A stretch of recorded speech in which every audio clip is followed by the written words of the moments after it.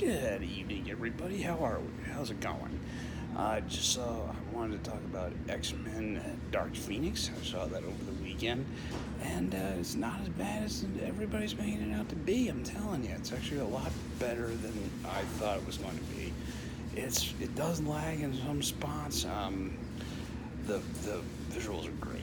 They just do a great job on this film. The action sequences are really amazing. I mean, there's my favorite action sequences when Magneto is out to kill Jean Grey. She's turned into Dark Phoenix, and he's out to kill her. And he literally sticks his hand on the street and literally lifts up a subway train from the underground to go into a building. It's pretty cool. There's just a lot of the acting is really good in this. The acting is very good in this. Sophie Turner does a great job as the Dark Phoenix. It's a very conflicting role. Charles Xavier, James McAvoy is great in this. Eric Fletcher, of course, Michael Fassbender as Eric Fletcher is fantastic. Hank McCoy is Nicholas Hoult as Hank McCoy. Sorry. And everybody else is great in this. Jennifer Lawrence does a good job as her final turn as Mystique.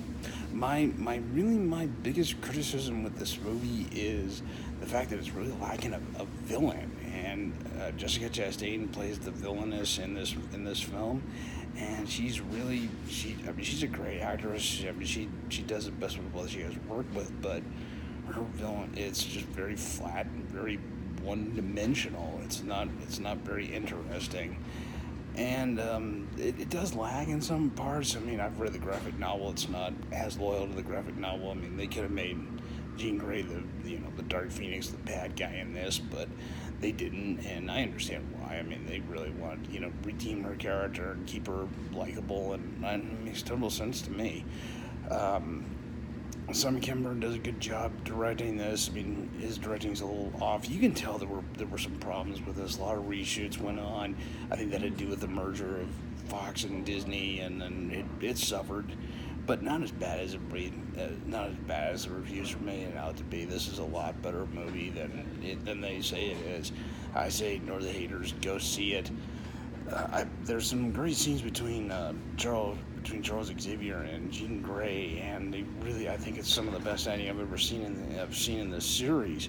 It just has real emotional depth. They get a lot of emotional juice out of it, and that makes you really care about it. And you care about the characters. That's what I love about these last 4 X-Men films, is that I've really cared and gotten to know the characters, whereas I feel like the first 3 I didn't care at all, except for Wolverine. That was the only character I ever cared about in that whole film, that whole series. But these last 4, they have been just stellar. They've really done a great job. And if this is really truly the end of the 20th Century Fox X-Men series, then they go out in a very great way.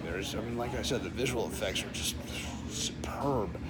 I mean, when she becomes a Dark Phoenix, or there's a sequence in space where the thing that makes her the Dark Phoenix, the entity, it hits her, and it's just beautiful. The colors, it's just gorgeous. It's just a visually stunning film to look at.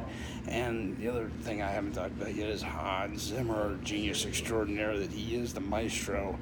He is the heart of this movie. The score is just unbelievable. It makes you feel every emotional moment. You feel impacted by his score, as you always do.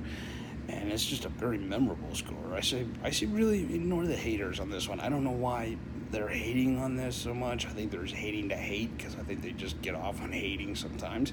But I say go see it. It's a lot of fun. It's enjoyable. It does lag in some parts, I'm going to say that.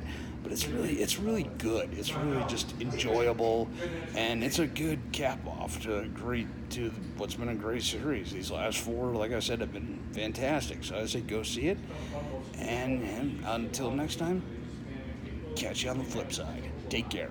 Bye-bye.